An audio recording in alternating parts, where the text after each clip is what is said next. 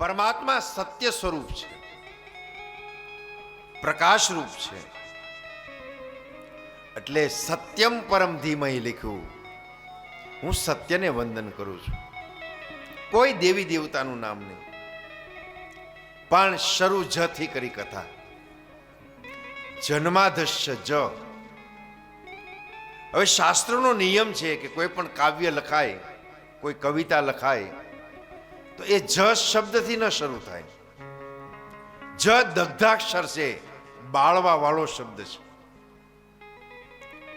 વ્યાસ ભગવાનને કોઈ પૂછ્યું, બાબા તમે આટલા મોટા ગજાના કવિ અને તમે કથા જથી શરૂ કરી?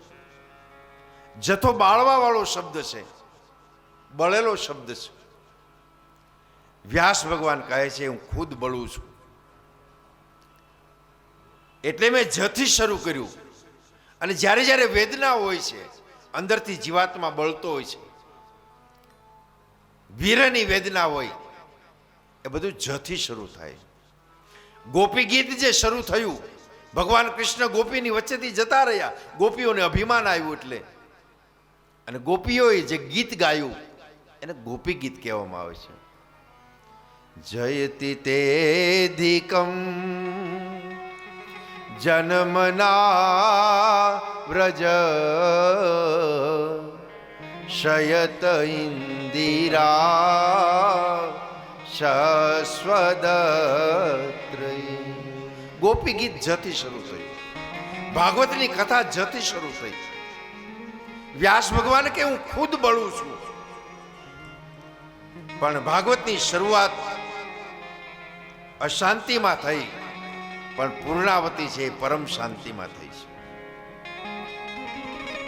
નૈમી શારણ્યમાં 88,000 ઋષિઓ તપ કરે છે, ભજન કરે છે. મહાત્માઓ બધા તપ કરે, ભજન કરે, સાધના કરે, અને બધા જ ઋષિ મુનિઓ નૈમી શારણ્યમાં બધા મળે છે, ભેગા થાય છે. હવે નૈમી શારણ્ય એટલે શું? નૈમી શારણ્ય નામ કેમ પડ્યું? નૈમીનો અર્થ ચક્ર થાય. નૈમી એટલે પૈડ્યું. દ્વાપર યુગ જ્યારે પૂરો થયો, કલયુગની શરૂઆત થઈ, ઋષિ મુનિઓ બધા ભગવાનની આગળ ગયા, અને 88,000 ઋષિએ પરમાત્માને પ્રાર્થના કરી કે મહારાજ જે હવેનો પછીનો કાળ જે આવે છે એ મહાકાલ આવી રહ્યો છે. કોઈ જગ્યા પવિત્ર નહીં હોય ક્યાં બેસીને મારે સાધના ભજન કરવી. ત્યારે પરમાત્માએ કહ્યું કોઈ જગ્યા પવિત્ર નહીં હોય. ત્યારે ભગવાને કહ્યું આ મનોમય ચક્ર જે છે એ હું અહીંથી રવાના કરું, એ ચક્રની પાછળ પાછળ જાઓ. ભગવાને મનોમય ચક્રને આગળ કર્યું. 88,000 ઋષિઓની પાછળ પાછળ ગયા. ભગવાને કહ્યું એ ચક્ર જ્યાં પડી જાય, એના આરા જુદા થઈ જાય, ત્યાં તમે બેસીને પરમાત્માનું ભજન કરજો. 88,000 ઋષિઓ એ ચક્રની પાછળ પાછળ જાય છે. જ્યાં ચક્ર પડી ગયું એના આરા જુદા થયા, એ ક્ષેત્રને નૈમિષારણ્ય કહેવાય છે. આજની તારીખમાં એટલી જગ્યા છે નૈમિષારણ્યની, ત્યાં આજ પણ કલયુગનો વાસ નથી, કલયુગનો પ્રવેશ નથી.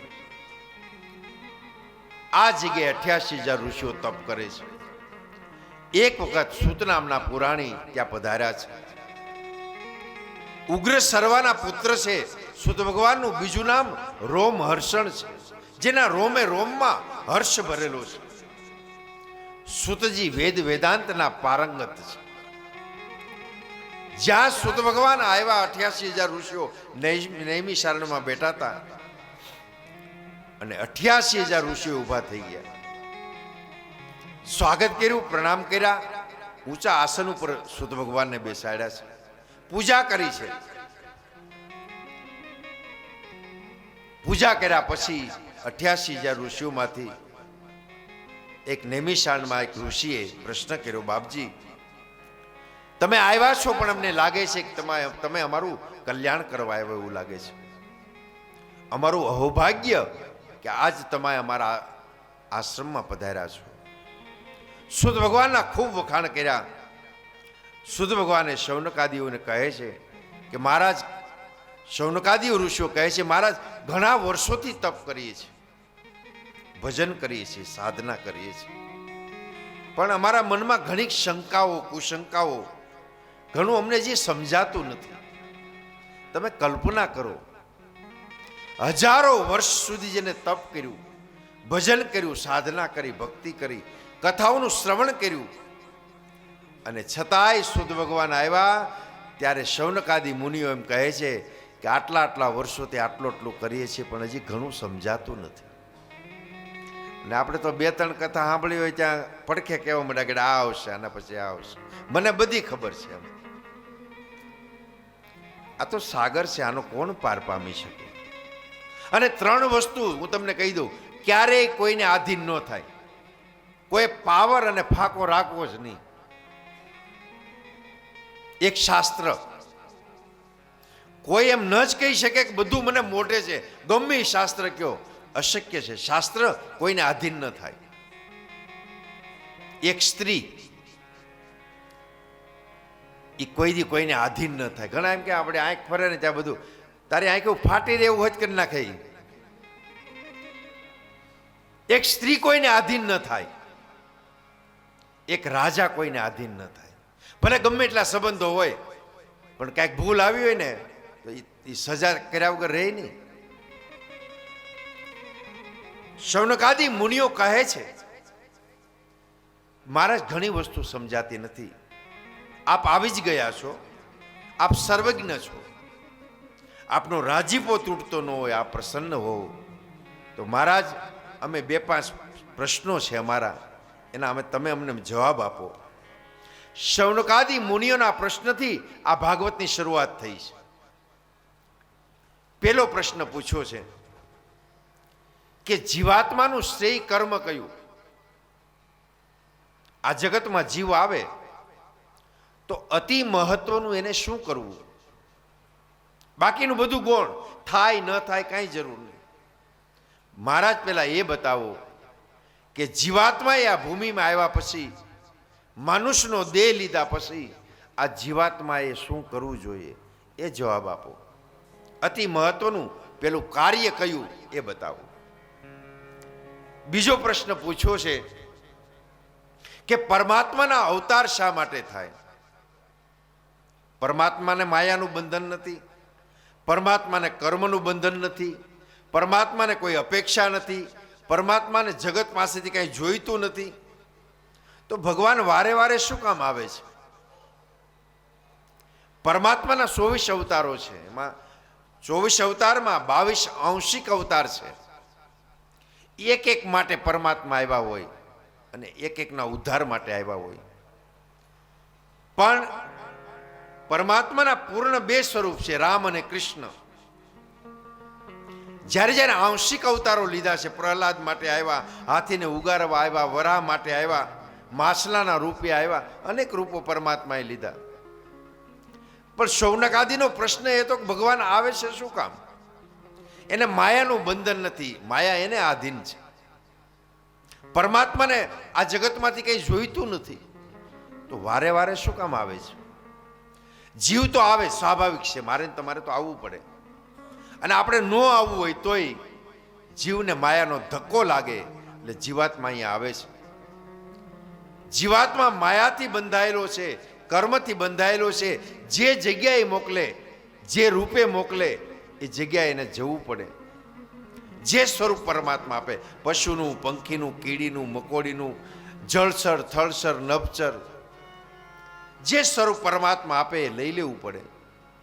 એમાં આ જીવાત્માનું કંઈ હાલતું નથી, કારણ આપણે પરાધીન છીએ, પરમાત્મા સ્વાધીન છે.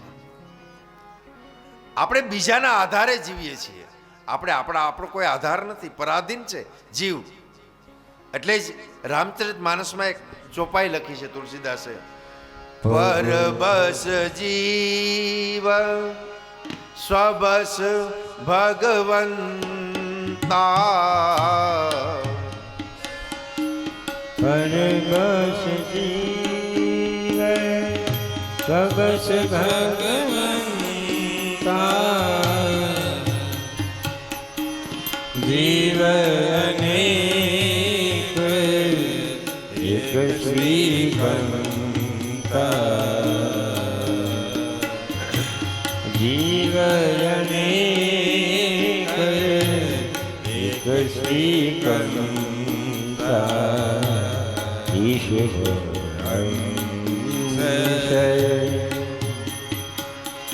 જીવય વિનાશી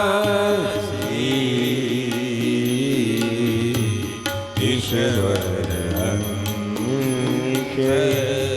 જીવય વિનાશી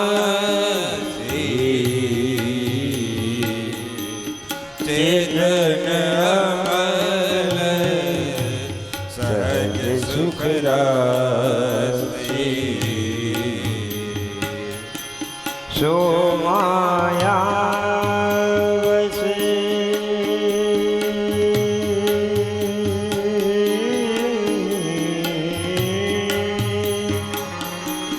પડ્યો ગોસાઈ સો માયા વસે પડ્યો ગોસાઈ બજો મરે કટકી નાય બજો પીર મરે કટકી નાય હર બસ જીવ હર બસ જીવ હર બસ જીવ ઈશ્વર સ્વતંત્ર છે, જીવ પરાધીન છે. જીવ પરાધીન છે ત્યારે પરમાત્મા સ્વાધીન છે. જીવ માયાને આધીન છે ત્યારે પરમાત્મા માયાથી પર છે. જીવ અનેક છે જગતમાં, પરમાત્મા એક છે. જીવ અંશ છે અને પરમાત્મા અંશી છે. પરમાત્મા બિંબ છે ત્યારે જીવ એનું પ્રતિબિંબ છે. પ્રતિબિંબ જે છે એ બિંબમાં ભળી જાય છે, અંશ અંશીમાં ભળી જાય છે. એક દ્રષ્ટાંતિ જોઈએ કે આ પ્રતિબિંબ બિંબમાં કેમ ભળી જાય છે, અંશ અંશીમાં કેમ ભળી જાય છે. પૂનમની રાત્રે ચંદ્ર ખીલ્યો હોય આકાશમાં, પછી તમારે 5 માટીના વાસણ ભરી લેવા.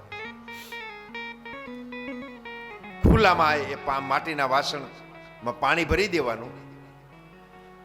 અને માટીના વાસણમાં તમે પાણી ભરશો અને રાત્રે પૂનમનો ચાંદ જ્યારે ચંદ્ર ખીલ્યો હોય અને તમે એ મટકામાં જોશો માટલામાં, તો 5 માટલામાં મને તમને ચંદ્રના દર્શન થશે. એનું પ્રતિબિંબ એ માટલામાં પડશે. ચંદ્ર એક જ છે, ચંદ્ર જુદો જુદો નથી, પણ વાસણ 5 છે એટલે બધામાં જુદો જુદો મને તમને દેખાય છે. પછી થોડી વાર પછી હાથમાં નાની લાકડી લઈ અને એક એક વાસણને ફોડી નાખવું. વાસણ ફોડી નાખશો એટલે ઢોળાયેલું પાણી દેખાશે અને માટીના જે ટુકડા છે વાસણના એ પણ દેખાશે. હવે જે 5 વાસણમાં ચંદ્ર દેખાતો હતો એ ક્યાં ગયો? પ્રતિબિંબ જે હતું એ બિંબમાં ભળી ગયું. એમ શરીર એ માટીનું વાસણ છે. કાળની ઠોકર લાગે બાપ, પછી આ શરીર રૂપી માટીનું વાસણ ફૂટી જાય છે. ઈશ્વર અંશ જીવ અવિનાશી ઈશ્વર અંશ જીવ અવિનાશી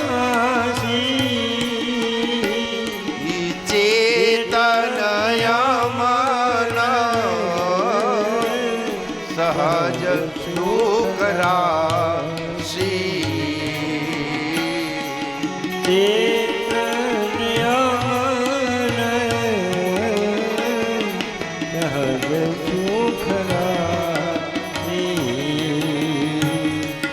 So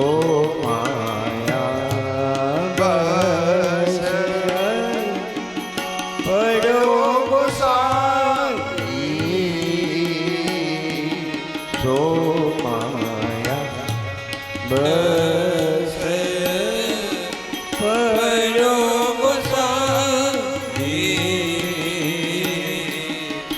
બજો પીર મર કટકી નાઈ બજો પીર મર કટકી નાઈ પરવશ જીવ પરવશ જીવ પરવશ જીવ પરાધીન છે, પરમાત્મા સ્વાધીન છે. જીવ માયાને આધીન છે, ત્યારે માયા પરમાત્માને આધીન છે. હું ને તમે પરાધીન છીએ, આપણે સ્વતંત્ર નથી. તો કહેવાનો પ્રશ્ન એ છે ઋષિ મુનિઓનો કે પરમાત્મા માયા અને કર્મથી પર છે, તો પછી પરમાત્મા આવે છે શું કામ? ત્રીજો પ્રશ્ન, 24 અવતારમાં શ્રેષ્ઠ અવતાર કયો? ભગવાનના 24 અવતાર છે, એમાં ઉત્તમ અવતાર કયો? ચોથો પ્રશ્ન, પરમાત્મા અહીંયા આવીને બધા કર્મો કરે છે, બધી લીલાઓ કરે છે. રામે આવીને ચરિત્ર કર્યું અને કૃષ્ણે આવીને લીલા કરી. તો આ લીલા અને ચરિત્રમાં ઉત્તમ કાર્ય કયું? પાંચમો પ્રશ્ન, કે કલયુગમાં સાંભળવા જેવું શાસ્ત્ર કયું? કલયુગના લોકોનું આયુષ્ય બહુ ટૂંકું છે. પંચદશા એવું નામ લખ્યું છે, 50 વર્ષની આયુષ્ય લખી છે. કલયુગનો જીવ 50 વર્ષ જીવશે, 100 વર્ષ તો આપણે નક્કી કર્યા છે. કારણ કે આપણું જીવન એવું, આપણું ખાવું, આપણું પીવું, આપણું રહેવું, કારવવું, આપણી ચાલ જ એવી છે કે અહીંથી કેમ જલ્દી નીકળી જાય એમ લોકો જીવી રહ્યા છે. બધું ખોટું, બધું ખરાબી, જે ન કરવાનું આ જીવાત્મા જગતમાં બધું કરે છે. કલયુગનો જીવ 50 વર્ષ જીવશે, પણ એને એમ લાગશે કે એ કરોડ વર્ષ અહીંયા રહેવાનો છે, મરવાનો જ ન હોય, આપણું મૃત્યુ જ નથી એમ જીવશે અને જીવે છે.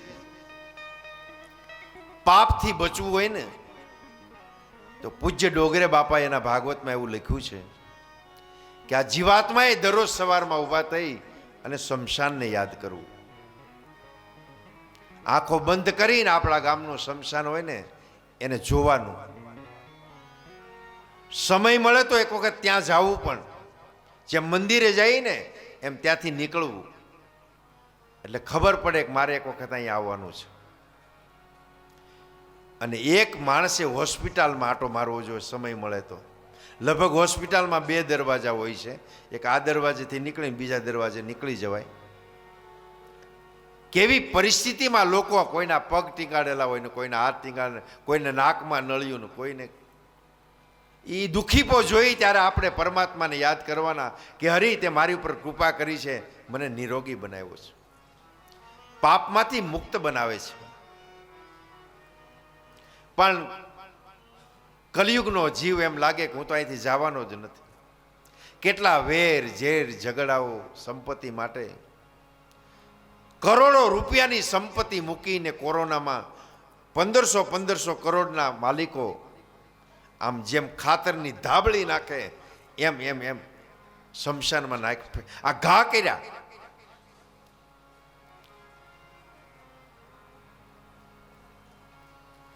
કલયુગનો જીવ જીવશે 50 વર્ષ, પણ ક્યારેય મરવાનો નથી, એ રીતે જીવે છે. કલયુગનો જીવ બધું વાંચી ન શકે. 4 વેદ, 18 પુરાણ, 108 ઉપનિષદો, કેટલા શાસ્ત્રો છે. તો પ્રશ્ન એ છે કે કલયુગમાં એવું શાસ્ત્ર બતાવો કે જે વાંચ્યા પછી, જે સાંભળ્યા પછી બીજું સાંભળવું ન પડે.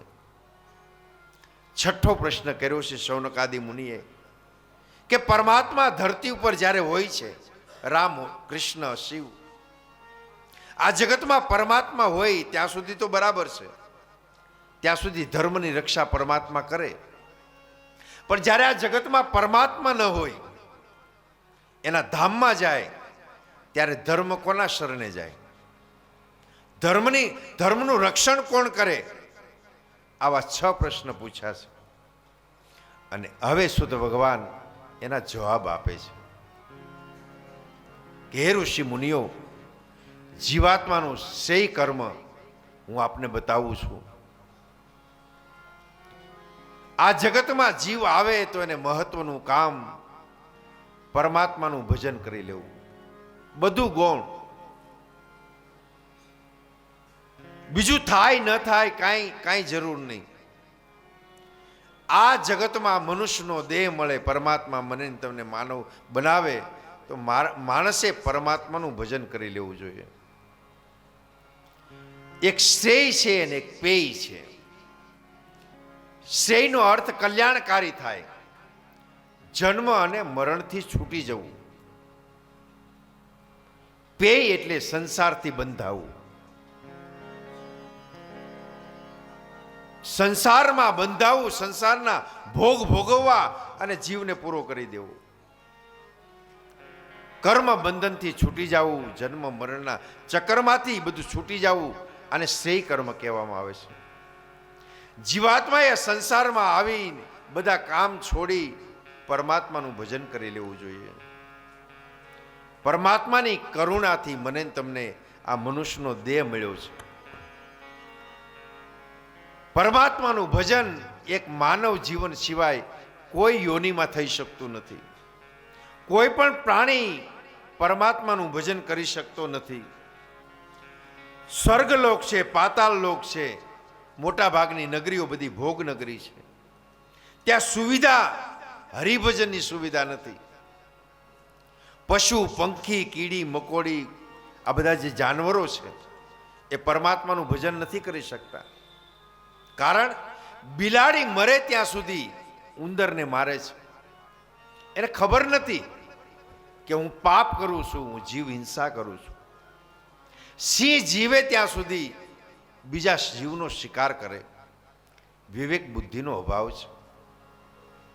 એક વિવેક બુદ્ધિ જો કોઈને આપી હોય તો પરમાત્માએ મનુષ્યને આપી છે, માનવને આપી છે. ઈશ્વરનું ભજન કરીને ભવસાગરને પાર કરી શકે એટલા માટે પરમાત્માએ મને તમને મનુષ્યનો દેહ આપ્યો છે. કેવળ ઈશ્વર ભજન કરવા માટે આપ્યો છે. ભગવાન વરસાદ ન આવે ને, જ્યારે દુષ્કાળ જેવી પરિસ્થિતિ હોય ને, ત્યારે બધા માનતાઓ કરે ને કે આપણે તો ઠીક છે, ગમે એમ રોડવી લેવું, ગમે એમ દિવસો કાઢી નાખશું, આ માલઢોરનું શું થાય? આ ગાય ને ભેંસો ને એનું શું થશે? બળદો ને. એ વરસાદ ન થાય ત્યારે ગાય અને બળદની ને એની ચિંતા કરે. પછી જ્યારે વરસાદ આવે એટલે ડુંગળીને કપા કરે.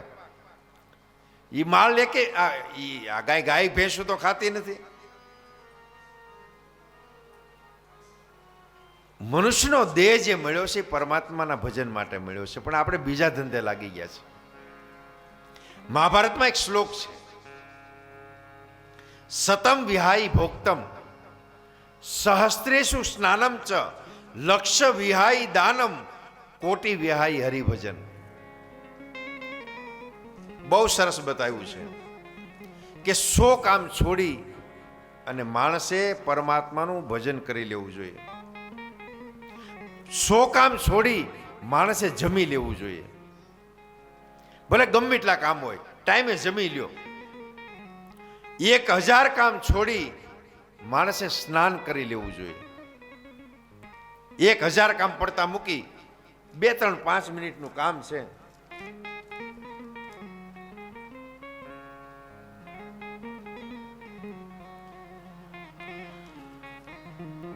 એક 1000 કામ છોડીને માણસે સ્નાન કરી લેવું. ડોંગરે બાપા એમ લખ્યું કે તારા દેખાતા હોય ને ત્યાં સુધીમાં સ્નાન કરી લઈએ અને ઋષિ સ્નાન કહેવાય.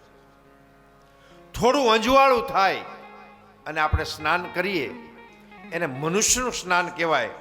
અને દિવસ ઉગ્યા પછી તડકો નીકળી જાય અને સ્નાન કરીએ ને એને રાક્ષસ સ્નાન કહેવાય. શાસ્ત્ર બરાબર છે એની જગ્યાએ. અત્યારે કામ ધંધા પ્રવૃત્તિ, હું એમ કહું ખાલી નાહી લેવું લ્યો હાલો, પણ બબે 3 વાર પાણી ઠરી જાય ને મને તમને ધક્કા મારે નાયાવો અને તય આપણે ધક્કા મારે નહીં ત્યાં સુધી જાય નહીં. હું તો એમ કહું ભલે 11 વાગે નાહી લેવું, અને નાહી લઈને તો આપણે એમ લાગે આપણો નવો અવતાર થયો, આમ શરીર આપણું આમ હળવું થઈ જાય. હું એક જગ્યાએ વિઝિટ એક દર્દી દવાખાને આવ્યો ને પછી એને પૂછું કે એટલે તને મેં કીધું ક્યારેય તાવ કેટલા 3 વર્ષથી તો હું આ ગામમાં છું, તને ક્યારેય તાવ આવ્યો નથી ને આ તને આવ્યો ક્યાંથી? મને કે દાદા એમાં એવું છે ને કાલે મારે નવાઈ ગયું, નાયો એમાં તાવ આવ્યો. હવે 3 વર્ષ સુધી નાતા ન હોય, નાવામાં કેટલી વાર 2, 3, 5 મિનિટમાં નાવાનું કામ પતી જાય. 1000 કામ છોડીને માણસે સ્નાન કરી લેવું, 1,00,000 કામ છોડીને દાન કરી લેવું.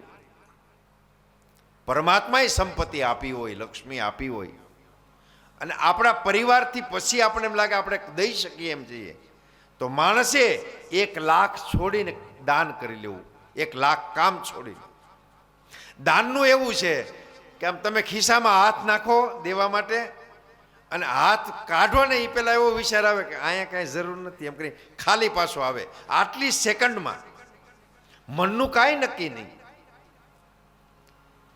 1 કરોડ કામ છોડીને માણસે પરમાત્માનું ભજન કરી લેવું. બધા કરતાં ઉત્તમમાં ઉત્તમ કામ કોઈ હોય આ કલિકાલમાં, આ જગતમાં મારે ને તમારે ફરી પાછું આવવું ન હોય માના ઉદરમાં, તો માણસે ઈશ્વરનું ભજન કરી લેવું જોઈએ.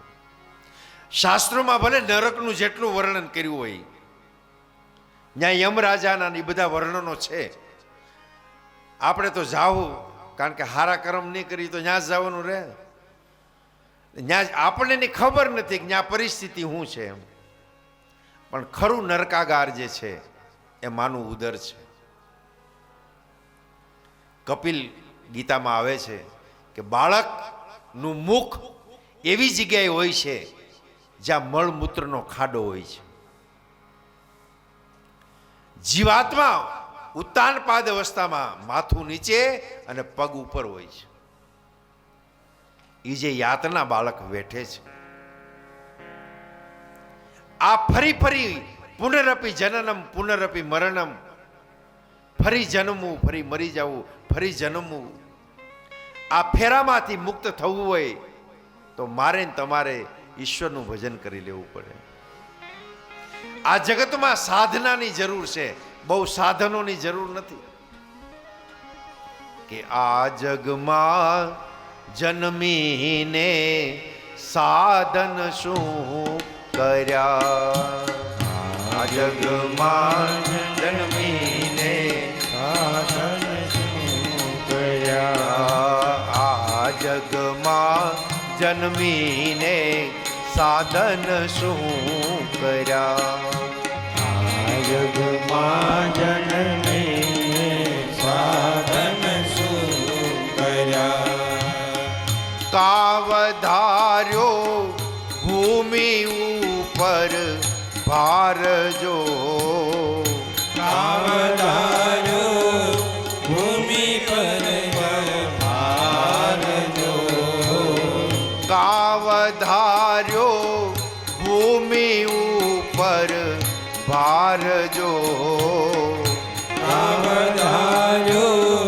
ભૂમિ પર ભારજો, આ જગમાં જન્મીને સાધન શું કર્યા, આ જગમાં જન્મીને સાધન શું કર્યા, આ જગમાં જન્મીને સાધન શું કર્યા, આ જગમાં જન્મીને સાધન શું કર્યા. પરમાત્માએ અવતાર આપ્યો છે, મનુષ્યનો દેહ આપ્યો છે. આ અવસર પાછો નહીં આવે. સમય જે મળ્યો છે મને ને તમને, એ સમય પાછો નહીં આવે. ગઈ પલ પાછી ફેર ન આવે,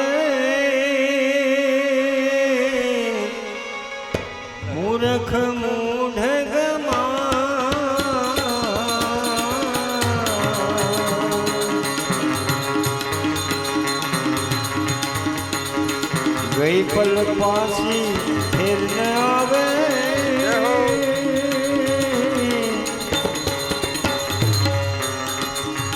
મૂર્ખ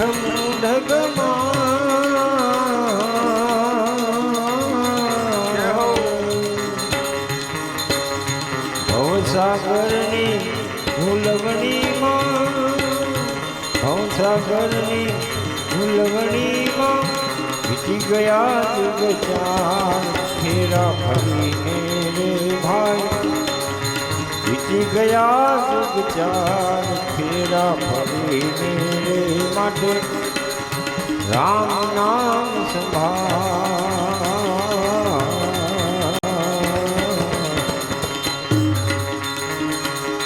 મળ્યો મનુષ્ય અવતાર માન કરીને રે ભજ્યા નહીં ભગવાન હેત ધરીને રે પછી ખાસો જમના માર પેટ ભરીને રે માટે રામ નામ સંભાળ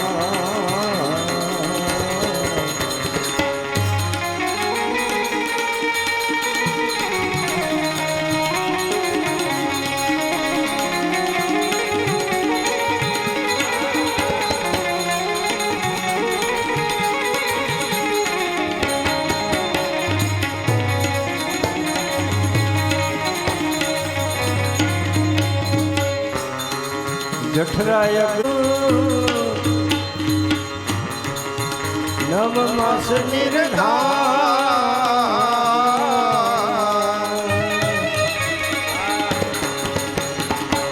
જઠરાય અગ્નિમાં યુગ તે રાખ્યો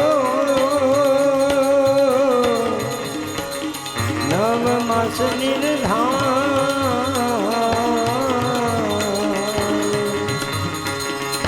બેનાએ વાર થયો અવતાર માયામાં મોઈને રે ભાઈ વાર થયો અવતાર માયામાં મોઈને રે માટે રામ નામ સંભાળ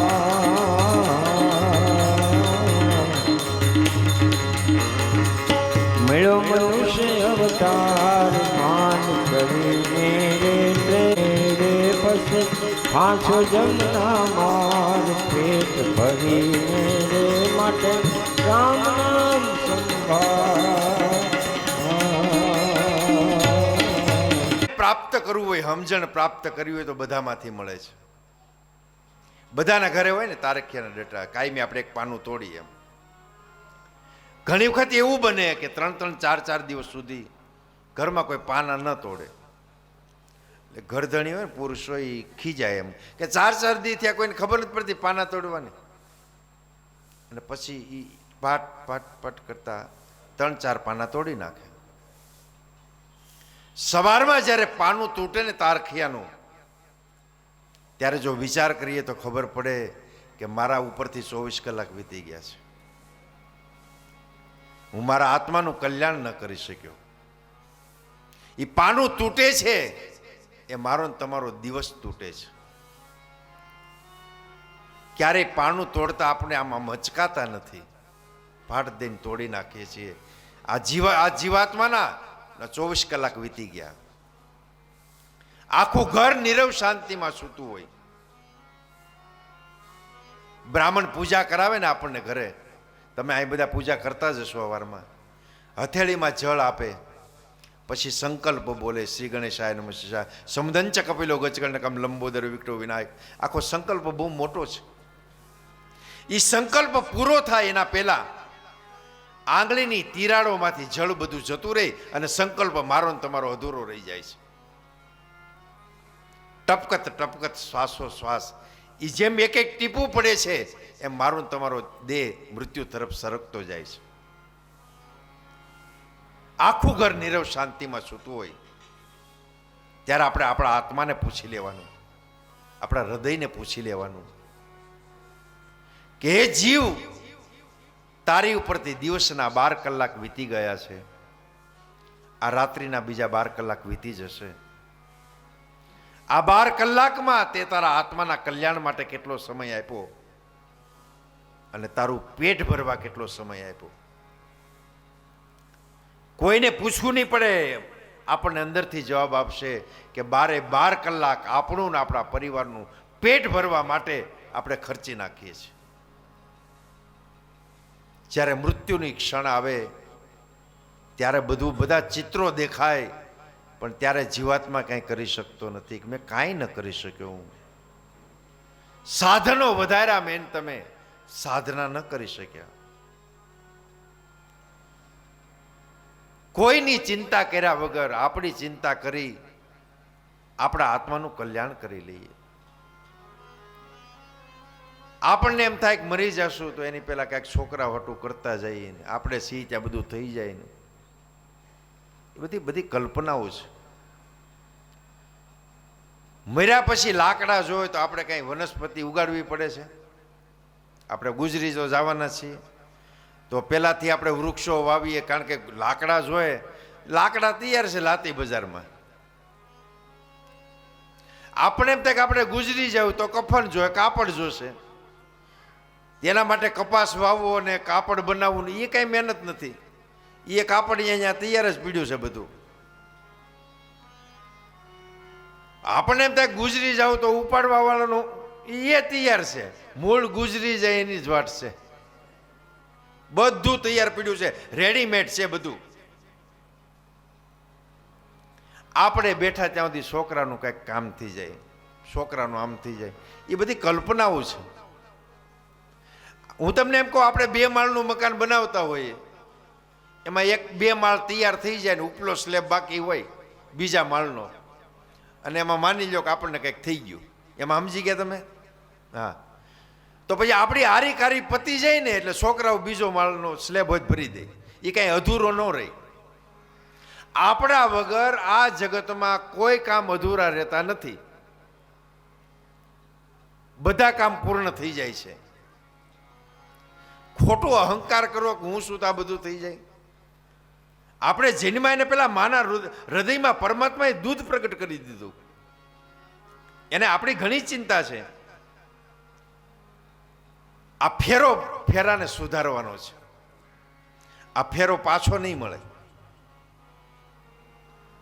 મીરાબાઈએ ગાયું ને,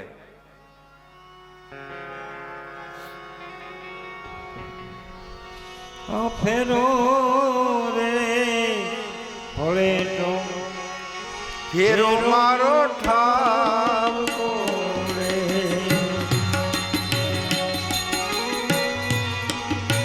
મીરાબાઈ કરે છે વનવાર રે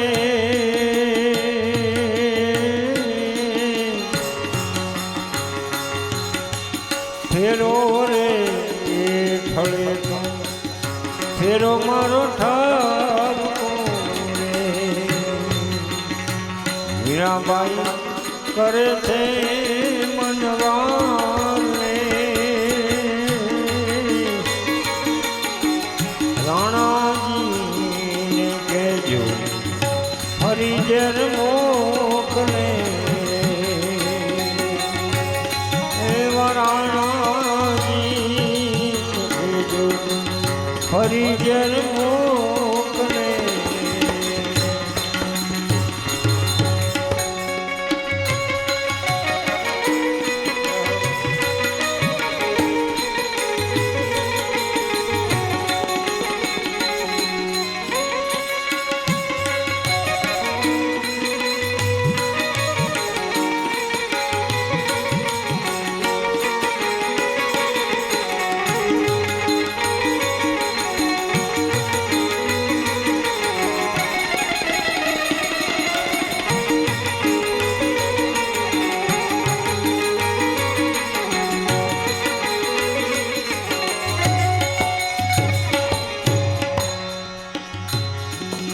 એવી ઓઢું રે સાયા તારી ચૂંદડી રે જી જી જી જી જી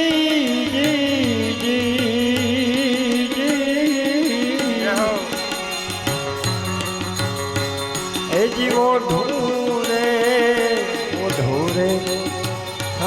તારી ચૂંદડી એનો મને એક છે એક બાર રે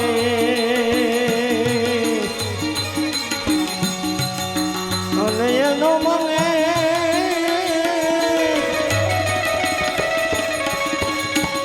એનો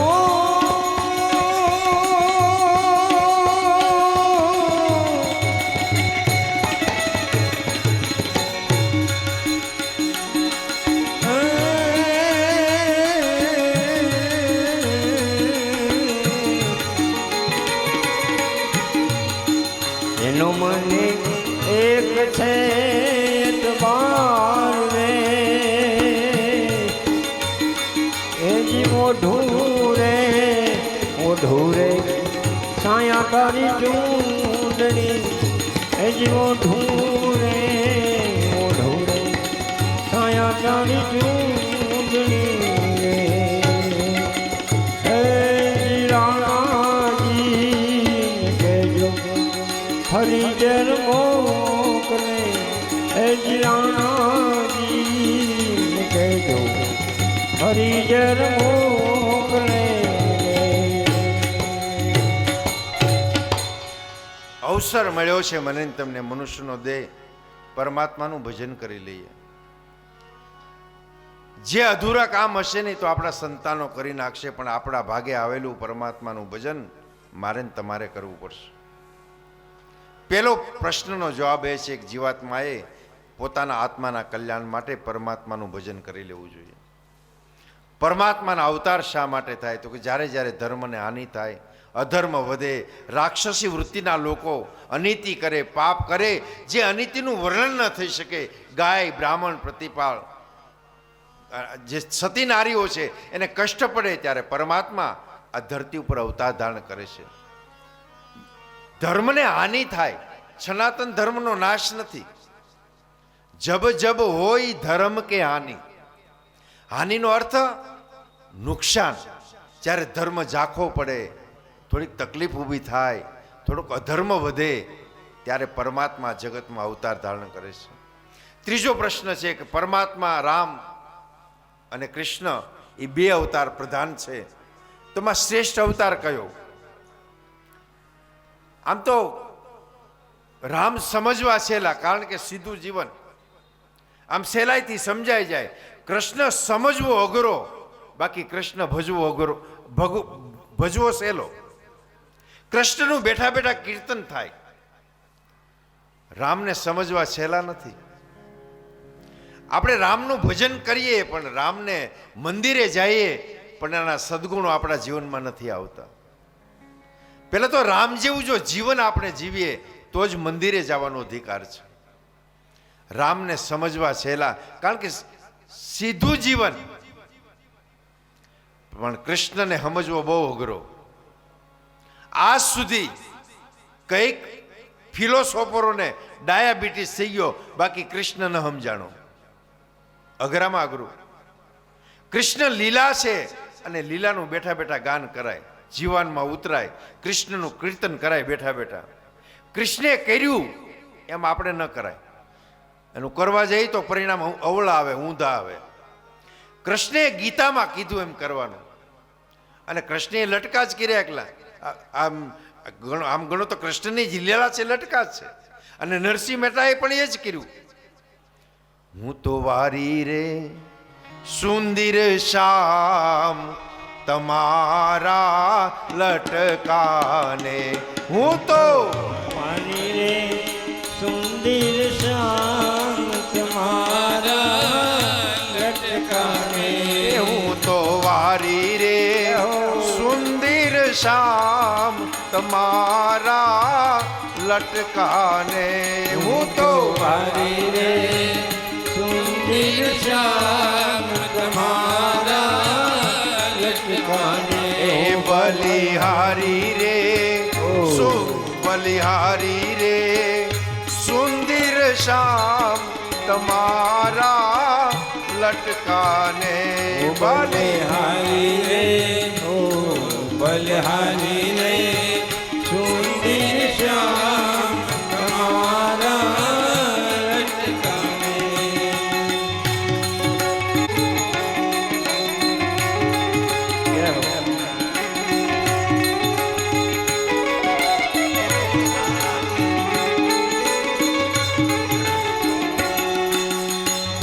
લટકે નંદ યશોદારી જા લટકે રીજા રાણી રે લટકે ગોકુળ ઘેરી કીધી તમે લટકે ગોપીઓ ગોપીઓને ઘેરી કીધી તમે લટકે ચરારી ગાયો તમારા લટકાને હું તો વારી જાઉં તો વારી જાઉં સુંદર શ્યામ તમારા બલહારી રે ઓ બલહારી રે ગિરિધર લાલ તમારા લટકાને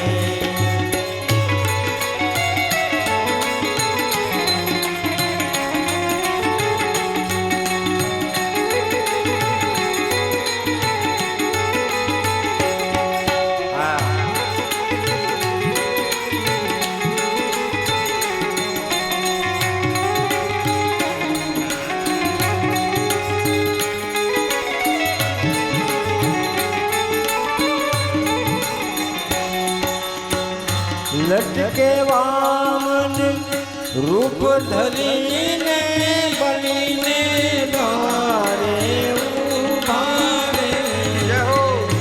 લટકે વામન રૂપ ધરીને તમે બલીને દ્વારે ઉભા રે. ત્રણ ડગલા પૃથ્વીને કાજે ત્રણ ડગલા પૃથ્વીના કારણે બોલીને થાતો પતાળ તમારા લટકાને હું તો વારી જાઉં સુંદર શ્યામ તમારા લટકાને બલહારી રે ઓ બલહારી રે ગિરિધર લાલ તમારા લટકાને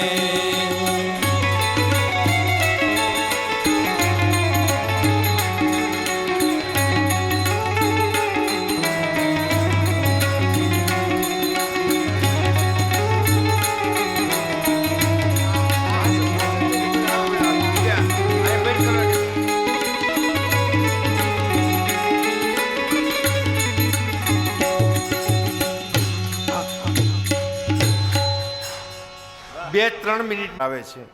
છઠ્ઠો પ્રશ્નનો જવાબ છે કે કલયુગમાં ધર્મનું રક્ષણ કોણ કરે અને ધર્મ કોના શરણે જાય. ત્યારે સુધ ભગવાન કહે છે કે જ્યારે જ્યારે ધર્મને હાનિ થાય, નુકસાન થાય, ધર્મ ઝાંખો પડે, ત્યારે આ જે ધર્મ જે છે એ ભાગવતના શરણે જાય. આ 6 પ્રશ્નો અંતર્ગત જવાબ આપી અને પછી ઋષિ મુનિઓ પૂછે છે કે મહારાજ તમે એમ કીધું કે ધર્મ જે છે ભાગવતના શરણે જાય, તો આ ભાગવત લખ્યું કોણે, એની રચના કેમ થઈ, એનું નિર્માણ કેમ થયું, એ અમને વિસ્તારથી સમજાવો. એ કથા આપણે ચા પાણીના રિસેસ પછી રાખીએ. અત્યારે કથાને અહીંયા 5 મિનિટ માટે વિરામ આપીએ. બોલો દ્વારિકા. આમાં કોઈક સન્માન કરવાનું છે ને એવું બધું લખ્યું છે, એટલે જે કાંઈ વિધિ હોય આવો, એટલે આ ચા પાણી પીવા જાય ને આપણું કામે પતી જાય.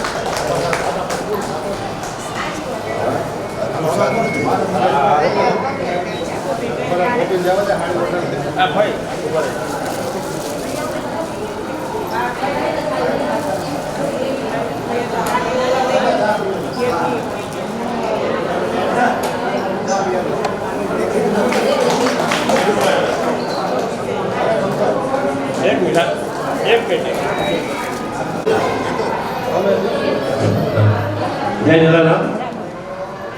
ઠાકરિયા પરિવારના આંગણે રૂડા અવસરમાં એમના સ્નેહી અને લગભગ વ્યવહાર પક્ષ તરફથી એ સન્માન બહુમાન કરવામાં આવી રહ્યું છે એમના હું નામ બોલું છું.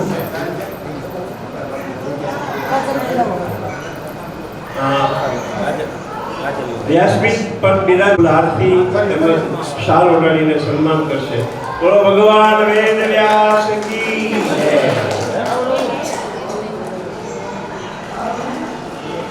શ્રી પ્રવીણભાઈ અને અસૌભાગ્યવંતા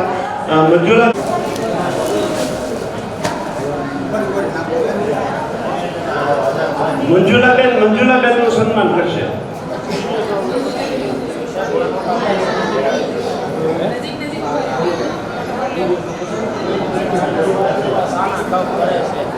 હવે શ્રી પ્રવીણભાઈ તથા અશોક મંજુલાબેનનું સન્માન દિવ્યાંગભાઈ તથા એમના ધર્મપત્ની અસૌભાગ્યવતી દર્શનાબેન કરશે.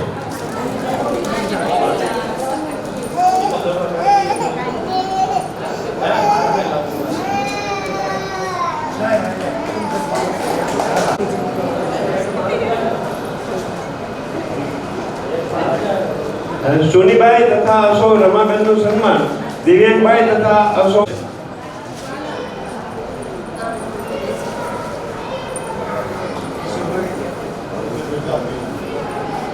શ્રી કિશોરભાઈ તથા અશોક દુર્ગાબેનનું સ્વાગત શ્રી હિંમતભાઈ તથા અશોક મંજુલાબેન કરશે. સ્વાગત શ્રી દિવ્યાંગભાઈ તથા અશોક દર્શનાબેન કરશે.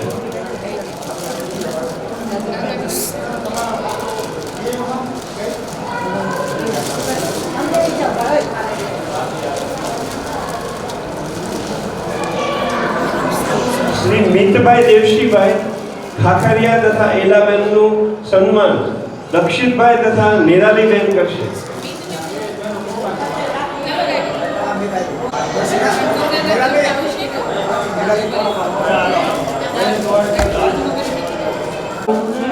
સન્માન પહેરાવીને સ્વાગત કરશે દીક્ષિતભાઈ તથા નિરાલીબેન.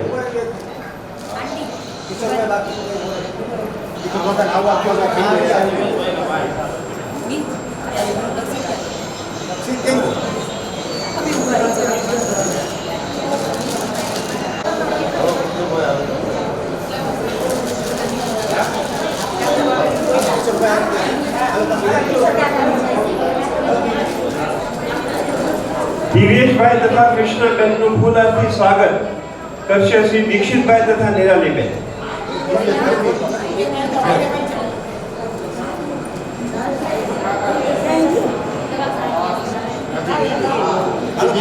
શ્રી દિવ્યાંગભાઈ તથા દર્શનાબેન.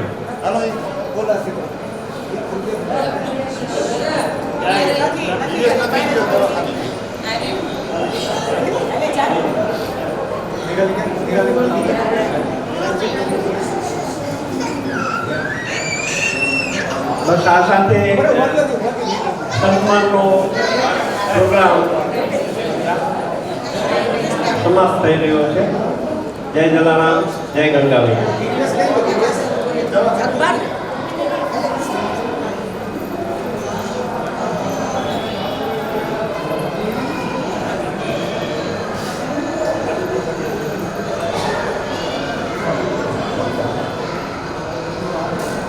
પ્રવીણભાઈ તથા અશોક મંજુલાબેનનું સ્વાગત શાંતાબેન તથા મિતભાઈ કરશે.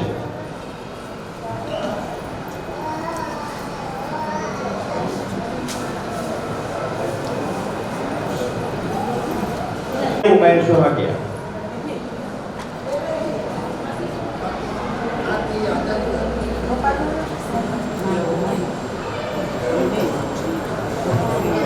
હવે પછી શ્રી દીક્ષિતભાઈ સોરઠિયા પૂજ્ય અરવિંદ દાદાનું સ્વાગત કરશે.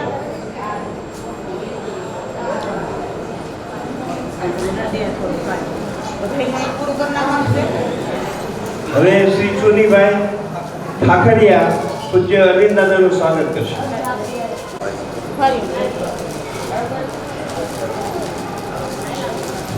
અસ્તુ. જય જલારામ.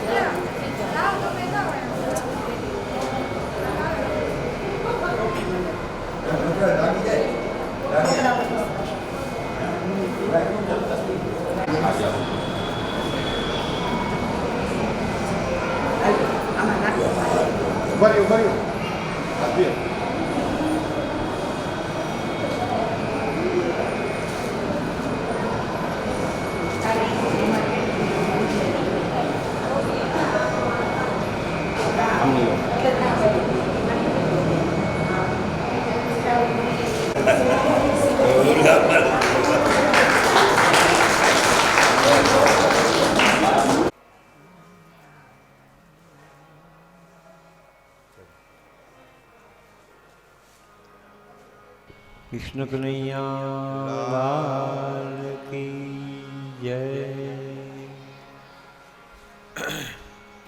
રામ રામ જય રામ જય જય રામ.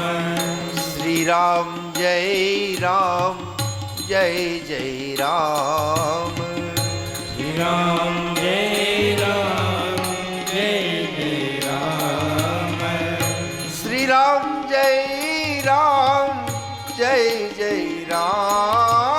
શ્રી રામ જય રામ જય જય રામ. શ્રી રામ જય રામ જય જય રામ. રામ જય રામ જય જય રામ. શ્રી રામ જય રામ જય જય રામ. શ્રી રામ જય રામ જય જય રામ. શ્રી રામ જય રામ જય જય રામ. શ્રી રામ જય રામ જય જય રામ. શ્રી રામ જય રામ જય જય રામ. શ્રી રામ જય રામ જય જય રામ. શ્રી રામ જય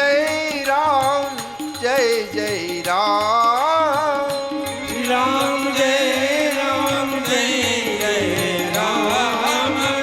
શ્રી રામ જય રામ જય જય રામ. શ્રી રામ જય રામ જય જય રામ. શ્રી રામ જય રામ જય જય રામ. શ્રી રામ જય રામ જય જય રામ. શ્રી રામ જય રામ જય જય રામ.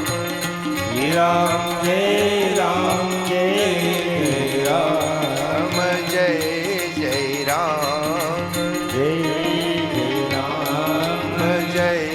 જય રામ. જય જય રામ. જય જય રામ. જય જય રામ. બોલો દ્વારિકા ધીશ કી જય. શૌનકાદ મુનિઓના શૌનક મુનિના 6 પ્રશ્ન અને એના જવાબો. છેલ્લો પ્રશ્ન, ધર્મ કોની શરણે જાય? એટલે વળી પ્રશ્ન શૌનકાદિ મુનિએ કર્યો કે મહારાજ, આ ભાગવતના શરણે ધર્મ જાય તો ભાગવત લખ્યું કોને? એની રચના કેમ થઈ એ વિસ્તારથી સમજાવો. કથામાં નારદજી બદ્રિકાશ્રમમાં જાય છે. એક વખત નારદજી વ્યાસના આશ્રમે જાય છે. વ્યાસ ભગવાન ઉદાસ બેઠા છે.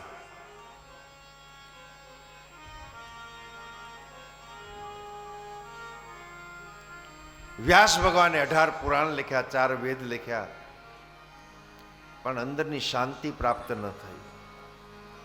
વ્યાસ ઉદાસ થઈને બેઠા છે. વ્યાસ બેઠા બેઠા વિચાર કરે કે હું શું કરું તો મને શાંતિ મળે. આવા વિચારમાં વ્યાસજી બેઠા હતા અને ત્યાં નારદજી જાય છે. નારદજી પધાર્યા છે વ્યાસના આશ્રમે. વ્યાસ ભગવાને સ્વાગત કર્યું. પૂછ્યું છે નારદજી, મહારાજ આપ કુશળ? વ્યાસ કે હા કુશળ. નારદજી તો સંત છે. એને વ્યાસ ભગવાનને એમ કહ્યું કે તમે ભલે કહો કુશળ, મને કુશળતા કઈ દેખાતી નથી. સંત મને ને તમને અંદરથી પકડી લે છે. સાધુને ખબર પડી જાય, સંતોને ખબર પડી જાય. સંતો મારીને તમારી ચામડી ન જોવે, સંતો મારીને તમારા ચિત્તને જોવે છે. એને ખ્યાલ આવી જાય છે. આપ ગરજની આખડી જેમ ઢૂંઢી લે ધડને, આપ ગરજની આખડી. ઉપર ગીધ ઉડતું હોય ને, ભલે ગમે એટલી ઊંચાઈ હોય, પણ એને ખબર પડે શિકાર ક્યાં છે. આપ ગરજની આખડી જેમ ઢૂંઢી લે ધડને, એમ ભાળી લે ભડને. એ કવિયુની આંખું કાગડા એમ ભાળી લે બાપા ભડને. એ કવિયુની આંખું કાગડા. નારજી વ્યાસને પકડી લીધા કે તમે અંદરથી અશાંત છો, ભલે તમે કહો કુશળ છો, કુશળતા દેખાતી નથી. ભગવાન કહે તમે કહો એ સાચું છે. મેં આટલું આટલું લખ્યું, આટલા શાસ્ત્રો લખ્યા, વેદ લખ્યા, પુરાણો લખ્યા, પણ મને અંદરની શાંતિ ન મળી. નારદજી કહે મહારાજ તમે લખ્યું કહ્યું પ્રભુ, પણ તમે કર્મકાંડ લખ્યું, બધા મંત્રો લખ્યા, ક્યાંય હરિની કથા ન લખી, હરિના ગુણ નથી ગાયા. જ્યાં સુધી આ જગતમાં જીવાત્મા હરિના ગુણ ન ગાય ત્યાં સુધી એને શાંતિ મળતી નથી. કારણ કે વેદમાં કર્મકાંડ લખેલું છે. ગીતાના બીજા અધ્યાયમાં ભગવાન બોલ્યા છે કે અર્જુન તારે મને મળવું હોય તો એકવાર વેદમાંથી બહાર નીકળી જા. વેદમાં જે છે બધા મંત્રો લખેલા છે. સત્વગુણ, રજોગુણ અને તમોગુણની ચર્ચા કરવામાં આવી છે. યજ્ઞ કેમ કરવો, ચંડી યજ્ઞ કેમ કરવો, લક્ષચંડી યજ્ઞ કેમ કરવો, રુદ્ર યજ્ઞ કેમ કરવો, મહારુદ્ર કેમ કરવો, અધિરુદ્ર કેમ કરવો, મહાયાગ કેમ કરવો, વાસ્તુ કેમ કરવી, પ્રતિષ્ઠા કેમ કરવી. આનેથી ભરેલા છે વેદો. અને કર્મકાંડ મને તમને સુખ આપી શકે, શાંતિ ન આપી શકે. કર્મકાંડ તમને પ્રશંસા અપાવે, પ્રતિષ્ઠા અપાવે, પૈસા અપાવે, પણ કર્મકાંડથી પરમાત્મા ન મળે. કર્મકાંડનો જો કે નિષેધ લખ્યો છે ભાગવતમાં, શાસ્ત્રોમાં, જેને મંદ કર્મ કહ્યું છે. જ્યારે વશિષ્ઠને બ્રહ્માજી એના પિતા એમ કહ્યું કે વશિષ્ઠ બેટા તું અભ્યાસ પૂરો કર્યો છે, તું પારંગત બન્યો છો, તું એક કામ કર, અયોધ્યાનું ઉપરિત કર્મ કર, એનો ગુરુ બની જા, એનો ગોર બની જા, પુરોહિત બની જા. વશિષ્ઠજીએ ના પાડી, પિતાજી મેં જે શાસ્ત્રોનું અધ્યયન કર્યું છે એ મારા માટે કર્યું છું, મારા આત્માના કલ્યાણ માટે કર્યું છે. કોઈનો ગોર ને કોઈનો ગુરુ બનવા માટે નથી ભણ્યો, મારે નથી કરવું. અને કહ્યું પિતાજી આ જે કર્મકાંડ છે એ બધું મંદ છે. અને વશિષ્ઠ બોલ્યા છે ઉપરોહિત કર્મ અતિમંદા વેદ પુરાણ શ્રુતિ નિંદા. ઉપરોહિત કર્મ અતિમંદા વેદ પુરાણ શ્રુતિ વશિષ્ઠજીએ ના પાડી એના પિતાજીને. ત્યારે બ્રહ્માજી કહે છે કે કામ કર, તું જો એનું ઉપરિત અયોધ્યાનું ઉપરિત કર્મ કરીશ તો તને લાભ એ મળશે કે કુળમાં પરમાત્મા રામ જન્મવાના છે.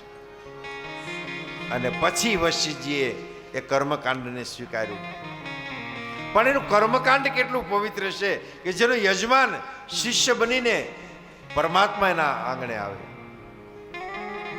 બ્રાહ્મણે કર્મકાંડ કરવું જોઈએ અને બ્રાહ્મણ કર્મકાંડ ન કરે, બધી વિધિઓ ન કરાવે તો સમાજનો ધાર્મિક વ્યવહાર છે બધો અટકી જાય. પણ બ્રાહ્મણને જે મળે છે દાન દક્ષિણા, એના દોષને બાળવા માટે બ્રાહ્મણે પણ પોતાની નિજી સાધના કરવી પડે છે. એકલું બ્રાહ્મણ જે સમાજનું કર્મકાંડ કરે છે, જે દક્ષિણા મળે છે, એના દોષને બાળવા માટે બ્રાહ્મણે પોતાની નિજી સાધના કરવી પડે છે. શાસ્ત્રમાં એવું લખ્યું છે કે બ્રાહ્મણે નવું મકાન થતું હોય, એનું વાસ્તુ હોય તો જનોય બંધ બ્રાહ્મણે ત્યાં જમાય નહીં. અને જો બ્રાહ્મણ જમે વાસ્તુનું તો એને 1 લાખ ગાયત્રી મંત્ર કરવા પડે, તોય એ દોષમાંથી મુક્ત થાય. વાસ્તુ કરે શું કામ માણે?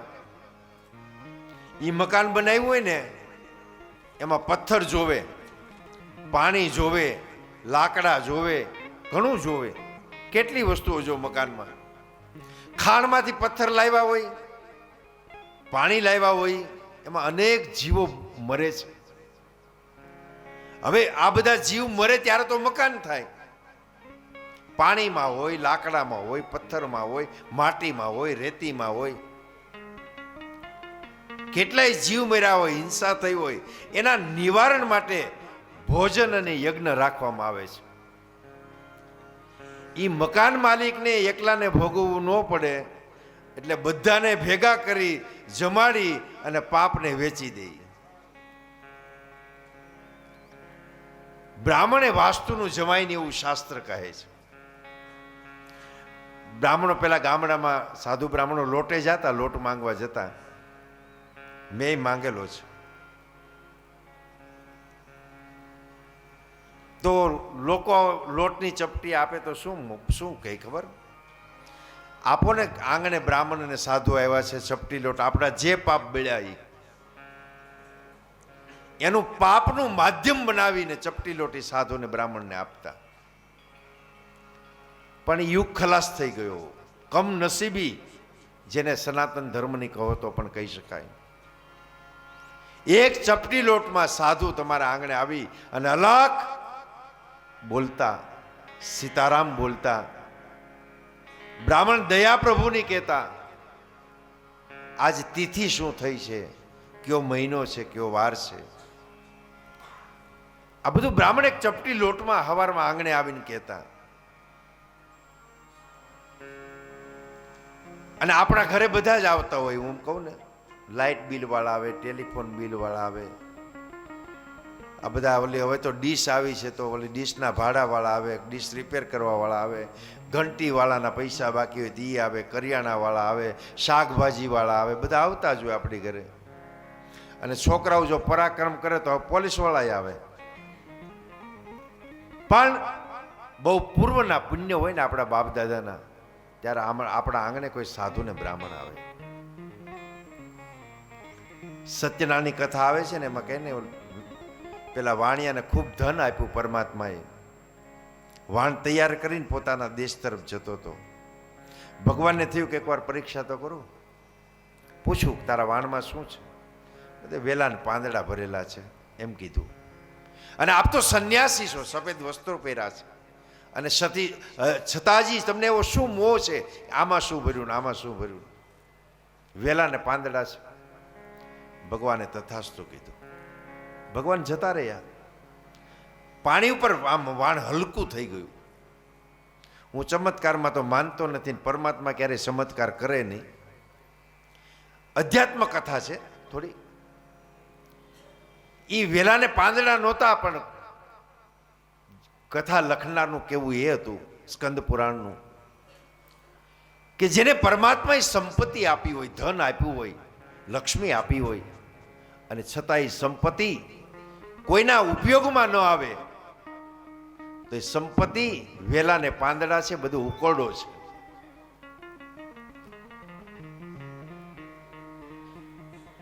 બ્રાહ્મણ આપણા આંગણે આવે, સાધુ કોક આવે, આપણા ઘરમાં જે હોય ચપટીમાંથી ચપટી આપી દેવી. ક્યારેય કોઈને શિખામણ ન આપી કે પિલતોડ જેવો છે ને દાડીએ વ્યો જાય ને મજૂરીએ વ્યો જાય ને 500 રૂપિયા દાડી લાવી એવો છો ને. આપણે ઉપદેશ આપવા માટે આપણો જન્મ નથી થયો. આપણા આંગણે કોઈ આવે ચપટીમાંથી ચપટી આપી નખરા કરે તો કાઢી મૂકો, કઈ પાપ ન લાગે. પણ આપણે એમ શાસ્ત્રકારો કહે છે કે ગૃહસ્થ જીવનમાં આપણે ઘર લઈને બેઠા હોઈએ તો આખા અવતારમાં આપણું આખું પૂરું થાય એના પહેલા પરમાત્મા આપણા આંગણે એકવાર આવે છે. એ કયા રૂપમાં આવે?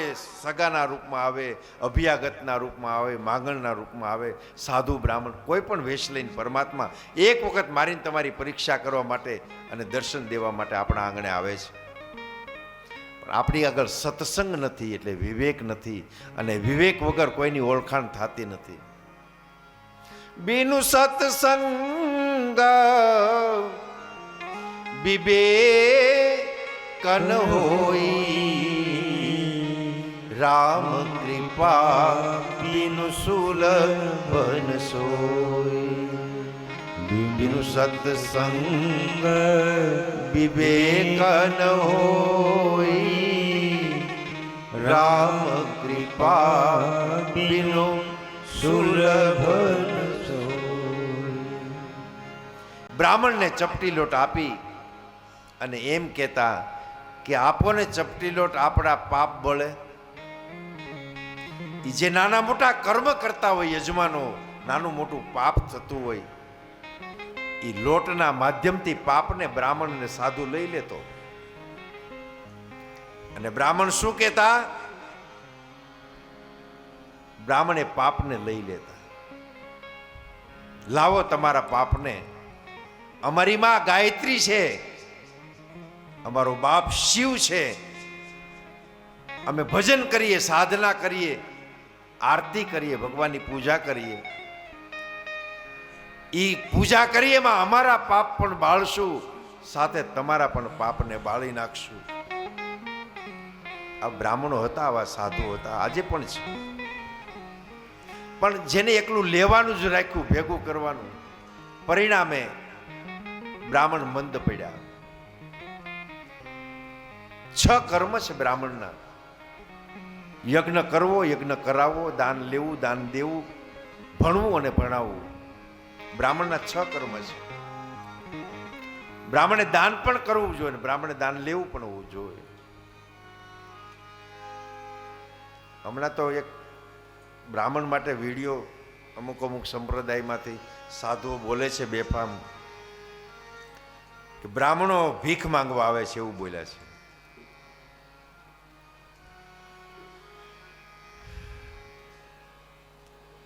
બ્રાહ્મણો ભિક્ષા માંગવા